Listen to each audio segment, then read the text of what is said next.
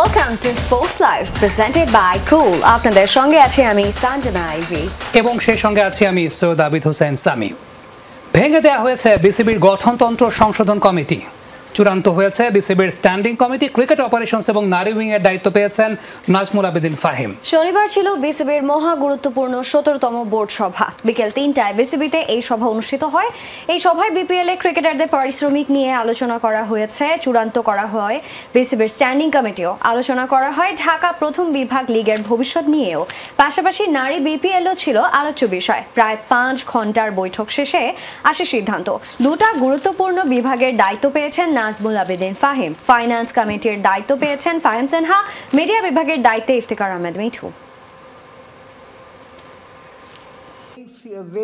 দুই তিনটা very important, আপনারা সবাই জানেন, ইম্পর্টেন্ট সিচুয়েশন ছিল, সেগুলি নিয়ে আমরা আলাপ করেছি। তো মাহবুব ভাই আমি মিলে আপনাদের চেষ্টা করব ইয়েতে।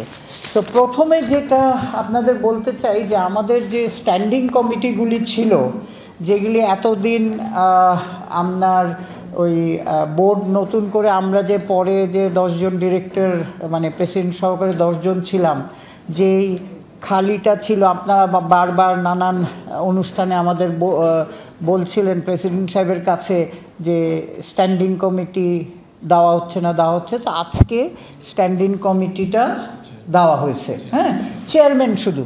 আর চেয়ারম্যানদের দায়িত্ব দেওয়া হয়েছে যে এই 2 সপ্তাহের মধ্যে তারা তাদের পূর্ণাঙ্গ কমিটিটা দেওয়ার। সো আমি আপনাদের যদি আমি স্ট্যান্ডিং কমিটি একটু পড়ে শোনাই।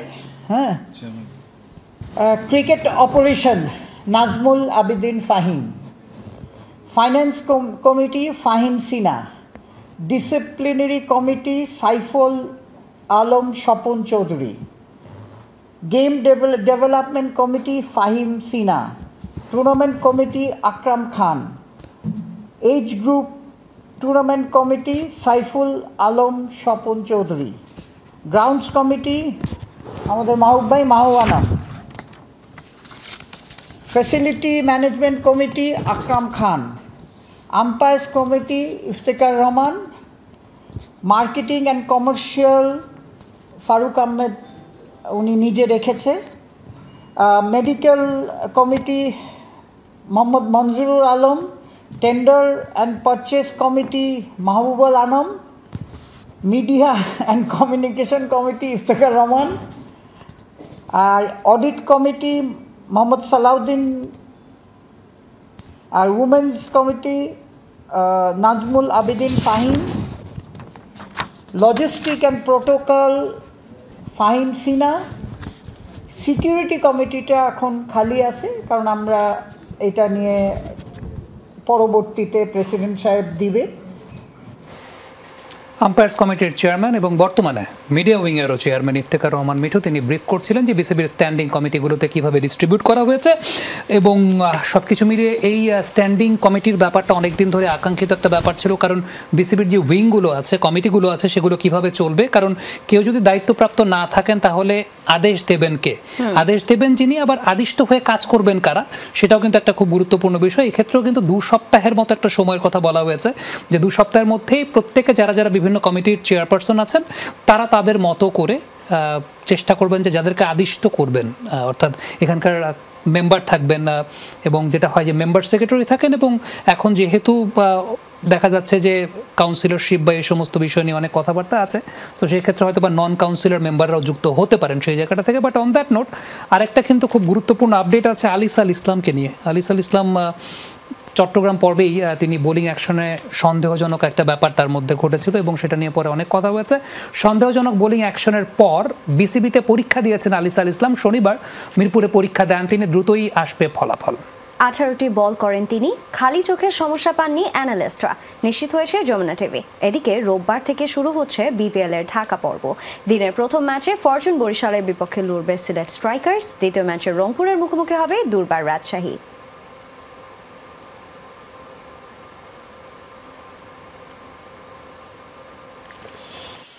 সিলেট চট্টগ্রাম ঘুরে রোববার থেকে শুরু হচ্ছে বিপিএল এর ঢাকা পর্ব। ম্যাচ না থাকায় শনিবার অনুশীলন করেনি চিটাগং কিংস। তবে সকালে ঠিকই মিরপুরে হাজির দলটির মিস্ট্রি স্পিনার তকমা পাওয়া আলিসাল ইসলাম। বিপিএলের চট্টগ্রাম পর্বে তার বোলিং অ্যাকশন নিয়ে ওঠে প্রশ্ন। মূলত সেই অ্যাকশনের পরীক্ষা দিতেই হোম অফ ক্রিকেটে আসেন আলিস। 5 ক্যামেরার সামনে দেন পরীক্ষা। মোট 18টি বল করেছেন এই স্পিনার। প্রাথমিকভাবে চোখের দেখায় কোনো সমস্যা পাননি অ্যানালিস্টরা। নিশ্চিত হয়েছে যমুনা টিভি, 2-1 দিনের মাঝেই আসবে ফলাফলও।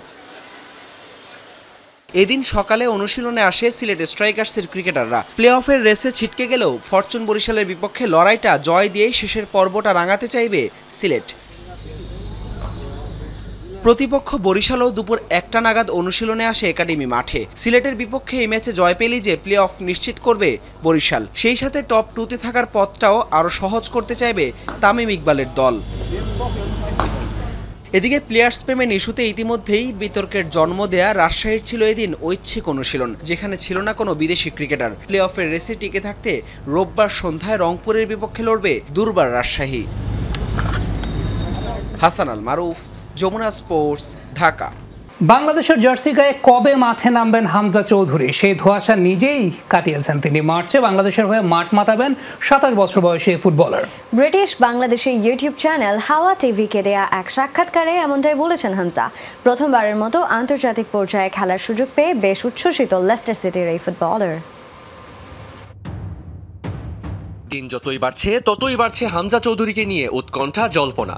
ইতিমধ্যেই বাংলাদেশের জার্সি গায়ে জড়ানোর সব আনুষ্ঠানিকতা সম্পন্ন করেছেন ইংলিশ প্রিমিয়ার লিগের এই ফুটবলার। কবে বাংলাদেশের জার্সি গায়ে হামজাকে মাঠে দেখা যাবে, এর উত্তর এতদিন ঢাকা ছিল কুয়াশার চাদরে। এবার হামজা নিজেই কাটালেন সেই ধোঁয়াশা। ইংল্যান্ডে এক সামাজিক অনুষ্ঠানে ব্রিটিশ বাংলাদেশি ইউটিউব চ্যানেল হাওয়া টিভিকে দেয়া এক সাক্ষাৎকারে জানিয়ে দিলেন নিজের মাঠে নামার দিনক্ষণ। জি। So মার্চে ইনশাআল্লাহ ফার্স্ট গেম। So আমি সব স্কোয়াডের মিট করবো মার্চে, আর ইনশাআল্লাহ সাকসেসফুল হইব আমরা সব। মাত্র 7 বছর বয়স থেকেই লেস্টার সিটিতে খেলছেন হামজা চৌধুরী। শুধু তাই নয়, ইংল্যান্ডের হয়ে অনূর্ধ্ব-16, অনূর্ধ্ব-21-এও খেলেছেন বাংলাদেশি বংশোদ্ভূত এই ফুটবলার। তবে প্রথমবারের মতো জাতীয় দলের হয়ে খেলার সুযোগ পেয়ে বেশ উচ্ছ্বসিত হামজা। এটি আমার জন্য অনেক আনন্দের একটি ব্যাপার যে আমি বাংলাদেশের জাতীয় দলের সাথে খেলার সুযোগ পেয়েছি। বাংলাদেশের প্রতিনিধিত্ব করা অনেক গর্বের, বিশেষ করে আমার পরিবারের জন্য। এজন্য বাংলাদেশ ফুটবল ফেডারেশনকে অনেক ধন্যবাদ। বাংলাদেশের জন্য সাফল্য বয়ে আনতে পারবো, ভক্তদের থেকেও অনেক ভালোবাসা পেয়েছি। শৈশব থেকেই বড় হয়েছেন ইংল্যান্ডে। দীর্ঘ 27 বছর সেখানকার আবহাওয়া সংস্কৃতিতেই কাটিয়েছেন হামজা চৌধুরী। তবে বাংলাদেশের ভিন্ন আবহাওয়ায় মানিয়ে নেয়ার চেয়ে আন্তর্জাতিক পর্যায়ে খেলাটাকেই বড় করে দেখছেন তিনি। অবশ্যই এটি ভিন্ন একটি অভিজ্ঞতা আমার জন্য। আবার নতুন করে নতুন একটি জার্নি শুরু করতে যাচ্ছি। ভিন্ন একটি সংস্কৃতি, ভিন্ন পরিবেশ। যেহেতু আমার বাবা বাঙালি, এসব নিয়ে কোনো সমস্যা হবে না। দেশের হয়ে আন্তর্জাতিক লেভেলে খেলতে পারছি, এটাই অনেক আনন্দের। আগামী মার্চে ফিফা উইন্ডোতে এশিয়ান কাপের বাছাই পর্বে ভারতের বিপক্ষে খেলা রয়েছে বাংলাদেশের। 25 মার্চ ভারতের শিলংয়ে লাল সবুজের জার্সিতে ইতিহাস গড়তে যাচ্ছেন হামজা চৌধুরী। মেহেদি রিয়ান, যমুনা স্পোর্টস। দুর্বার রাজশাহীর পেমেন্ট বিতর্ক যেন থামছেই না। পেমেন্ট না পাওয়ায় চট্টগ্রামের প্র্যাকটিস বর্জনের কথা সবার জানা। এবার সেই ঘটনা দেখা গেছে ঢাকাতেও। জানা গেছে পেমেন্ট না পাওয়ায় শনিবারের অনুশীলন বর্জন করেছে রাজশাহীর বিদেশি ক্রিকেটাররা।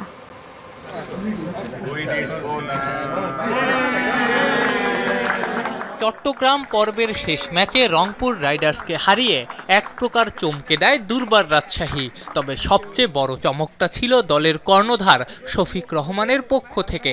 দিচ্ছি করে যে মালিক দলের ক্রিকেটারদের পারিশ্রমিকের টাকা দিতে পারছেন না, সেই মালিক দিচ্ছেন বোনাস। ক্রিকেটাররা নিজের কানকেও বিশ্বাস করেনি। বিশ্বাস করবেই বা কি করে? কয়েক দফা ঘুরিয়ে 25 ভাগ টাকা দিয়েছে রাজশাহী। এরপর 3 দফা তারিখ দিলেও এখনও ঘোষণা দেয়া দ্বিতীয় 25 ভাগের টাকা দেয়নি দুর্বার রাজশাহী, যেখানে বেশ ঘটা করেই শফিক রহমান জানিয়েছিলেন 24 তারিখেই মিলবে ক্রিকেটারদের দ্বিতীয় 25 ভাগের টাকা। কিন্তু কিসের কি, 24 পেরিয়ে 25ও প্রায় শেষ, এখনও ক্রিকেটারদের পকেটে ঢোকেনি পারিশ্রমিকের দ্বিতীয় 25 ভাগের অর্থ। শুধু তাই না, মৃত্যুঞ্জয় চৌধুরী, সোহাগ গাজীরা একটা টাকাও পাননি। এমনকি বিদেশি অনেক ক্রিকেটারেরও পারিশ্রমিক জোটেনি। বাধ্য হয়ে লাহিরু সামারকুন্ত বিসিবির কাছে অভিযোগই করেছেন।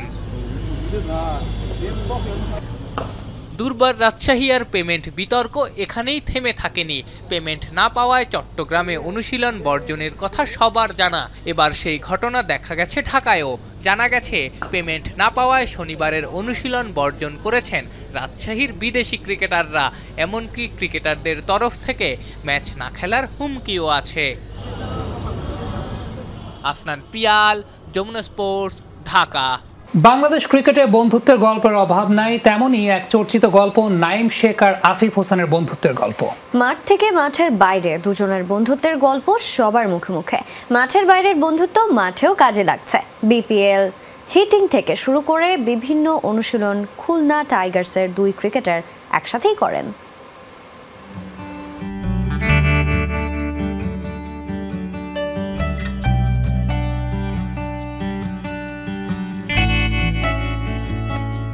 ড্রেসিং রুম থেকে হোটেল রুম, মাঠ থেকে মাঠের বাইরে, 22 গজ বা ফুটবল, নাইম শেখ আর আফিফ হোসেইনের দুষ্টু মিষ্টি আড্ডা চলতেই থাকে। মানিক জোর বা অন্তরঙ্গ বন্ধু যাকে বলে, নাইম আর আফিফ যেন ঠিক তাই। অনূর্ধ্ব 19 দল থেকে দুজনের বন্ধুত্বের শুরু। আন্ডার 19-এর বিভিন্ন সিরিজ থেকে বিশ্বকাপ, সবখানেই একসাথে নাইম আফিফ। টিমমেট থেকে আফিফ নাইম একে অন্যের রুমমেট, সেটা ফ্র্যাঞ্চাইজি থেকে জাতীয় দল, সবখানেই। আফিফের ইন্টারন্যাশনাল ডেবিউ 2018 সালে হলেও নিয়মিত খেলেন 2019 Zimbabwe Afghanistan try nation series থেকে। নাইমের ডেবিউ ঠিক এর পরের ভারত সিরিজ থেকে। এরপর টানা 2-2.5 বছর টাইগারদের টি-20 দলের নিয়মিত সদস্য ছিলেন আফিফ নাইম। ঢাকা লিগেও কয়েক বছর ধরে একই ক্লাবের হয়ে খেলেন আফিফ নাইম। আর এই বিপিএলে তো দুজনের দল একটাই, খুলনা টাইগার্স। দুই বন্ধুর দোস্তি দেখা যাচ্ছে মাঠে, দলের জয়ে। এই বিপিএলে প্রায় 300 রান ওপেনার নাইম শেখের ব্যাট থেকে। মিডল অর্ডার ব্যাটার আফিফের ব্যাটে প্রায় 200। মাঠের বাইরের বন্ধুত্ব মাঠেও কাজে লাগছে। বিগ হিটিং থেকে শুরু করে বিভিন্ন অনুশীলন তারা একই সাথেই করেন। একসঙ্গে থাকে সবসময়, মানে ওদের ফ্রেন্ডশিপটা খুবই চমৎকার এবং দে আর ভেরি হেল্পফুল। মানে কার ব্যাটিংয়ে কী হচ্ছে, কে কী ভুল করছে কিংবা কী ভালো করা দরকার, ওদের ভিতরে ডিসকাশন হয়। ওরা দেখবেন একসাথে প্র্যাকটিসও করে। মানে আপনি দেখেন যে ওরা রেঞ্জ হিটিংয়ের প্র্যাকটিসটা ওরা একসাথে করে। আফনান পিয়াল, যমুনা স্পোর্টস। তোমাকে কয়েকটা মজার নিয়ম বলি। বলো। কোনো ব্যাটার যদি 6টা বল ডট খেলে তাহলে আউট। এটা কেমন কথা? আবার একজন বোলার একটা ওভারে একটা বলে 2টা উইকেট পেতে পারে। Is it possible? How is it possible? It can be possible. Big ব্যাশে এরকমই কিছু চিন্তা করা হচ্ছে। 6 বল ডট খেললেই আউট, এক বলে পড়বে 2 উইকেট। একজন বোলার করতে পারবেন টানা 12টা বল। এমন সব অদ্ভুত নিয়ম আসতে যাচ্ছে বিগ ব্যাশে। শুধু তাই নয়, দলে রাখা হবে ডেজিগনেটেড হিটার, যাকে ফিল্ডিং করতে হবে না, তার কাজ হবে শুধুই বড় শট খেলা। সময়ের সাথে তাল মেলাতে হিমশিম খাচ্ছে ক্রিকেট। আধুনিকতার ছাঁচে পড়ে প্রতিনিয়ত পড়তে হচ্ছে নতুন পোশাক। টেস্ট, ওয়ানডে, টি-20 পেরিয়ে টি-10-এর দিকে ঝুঁকছে দুনিয়া। তবে শুধুই ফরম্যাট বদলে থেমে নেই ক্রিকেট। নিয়ম বদলের খেলায় যা হচ্ছে তা কেউ ভাবেনি আগে। 6 বল ডট খেললেই আউট, এক বলে পড়বে 2 উইকেট। এক বোলার করতে পারবেন টানা 12 বল। ভাবা যায় মনের কোণে কৌতূহল। পাড়া মহল্লার ক্রিকেটে যদি থাকতো এসব অদ্ভুত নিয়ম, তবে কেমন হতো বিকেলগুলো। সেই স্মৃতিচারণের সুযোগ না মিললেও বড় মঞ্চে দেখা মিলতে যাচ্ছে ক্রিকেটের অদ্ভুত সব নিয়মের। অস্ট্রেলিয়ান জনপ্রিয় ফ্র্যাঞ্চাইজি লিগ বিগ ব্যাশে আসতে যাচ্ছে নিয়মের ভিন্ন রূপ। অস্ট্রেলিয়ার সংবাদ মাধ্যম সিডনি মর্নিং হেরাল্ড এক প্রতিবেদনে জানিয়েছে, টুর্নামেন্টকে আরও বেশি আকর্ষণীয় করতে বড় পরিবর্তনের পথে হাঁটতে যাচ্ছে বিগ ব্যাশ কর্তৃপক্ষ। টুর্নামেন্টে দেখা যাবে ডাবল প্লে রুল, অর্থাৎ এক বলে 2 আউটের নিয়ম। 2 ব্যাটারের ভুল বোঝাবুঝিতে অনেক সময়ই দেখা যায় দুজনই উইকেটের মাঝ পথে আটকে গেছেন। এসব ক্ষেত্রে একজনই আউট হন, কারণ এক প্রান্তে স্টাম্প ভাঙার পর একজন আউট হলেই ওই বল হয়ে যায় ডেড। তবে এবার সেই বলকে জীবিত করতে যাচ্ছে বিগ ব্যাশ, অর্থাৎ ফিল্ডিং দল যদি 2 প্রান্তের স্টাম্পই ভাঙতে পারেন তাহলে 2 ব্যাটারই হবেন রান আউট। আলোচনায় আছে একই বলে ক্যাচ ও রান আউটের বিষয়ও। টানা 6 বল ডট খেললে আউট ঘোষণা করা হবে ওই ব্যাটারকে। কোনো বোলার যদি মেইডেন আদায় করতে পারেন, তিনি 4 ওভারের জায়গায় আরেকটি ওভার বেশি করার সুযোগ পাবেন। ভাবা হচ্ছে এক প্রান্ত থেকে 6 বলের জায়গায় টানা 12 বল চালু করা যায় কিনা। এমনকি একজন বোলার চাইলে টানা 2 ওভারও করতে পারবেন। ফিল্ডিং যদি লাগে বোরিং, তবে সেই সমাধান নিয়েও ভাবছে বিগ ব্যাশ। বেসবলের মতো থাকবে ডেজিগনেটেড হিটার। এই হিটারের কাজ হবে বোলারদের বেধড়ক পেটানো। তবে এই নিয়মগুলোর কোনোটাই অবশ্য এখনও চূড়ান্ত হয়নি। আপাতত এগুলো নিয়ে সব দলের ক্রিকেটার এবং সম্প্রচারকারীদের সঙ্গে আলোচনা করছে ক্রিকেট অস্ট্রেলিয়া। রঞ্জন শান্ত, যমুনা স্পোর্টস। 2024 সালের বর্ষসেরা টি-20 দল ঘোষণা করেছে আইসিসি। সর্বোচ্চ 4 জন ক্রিকেটার আছে টি-20 বিশ্বকাপ জয়ী ইন্ডিয়া থেকে। রানার আপ হলেও সেরা একাদশে নেই সাউথ আফ্রিকার কোনো ক্রিকেটার। ওপেনিংয়ে ভারতীয় অধিনায়ক রোহিত শর্মার সঙ্গে অস্ট্রেলিয়া ট্রাভিস হেড, 3-এ English hard hitter Phil Salt, 4 নম্বরে পাকিস্তানের বাবর আজম, 5-এ গত বছর 2000-এর বেশি টি-20 রান করা নিকোলাস পুরান। বর্ষসেরা টি-20 দলের নম্বর 6 বিশ্বকাপে সুযোগ না পাওয়া জিম্বাবুয়ের অলরাউন্ডার সিকান্দার রাজা, 7-এ আছে বিশ্বকাপে দুর্দান্ত খেলা হার্দিক পান্ডিয়া, 8-এ রশিদ খান, 9 নম্বরে একজন লেগ স্পিনার শ্রীলঙ্কার ওয়ানিন্দো হাসারাঙ্গা, একাদশের 2 পেসারি ভারতীয় জসপ্রীত বুমরা ও আর্শদীপ সিং। আইসিসির বর্ষসেরা টি-20 ক্রিকেটার হয়েছেন ভারতের আর্শদীপ সিং। এই ছিল আজকের স্পোর্টস লাইভে। এতক্ষণ সঙ্গে থাকার জন্য সবাইকে ধন্যবাদ। আল্লাহ হাফেজ। আমার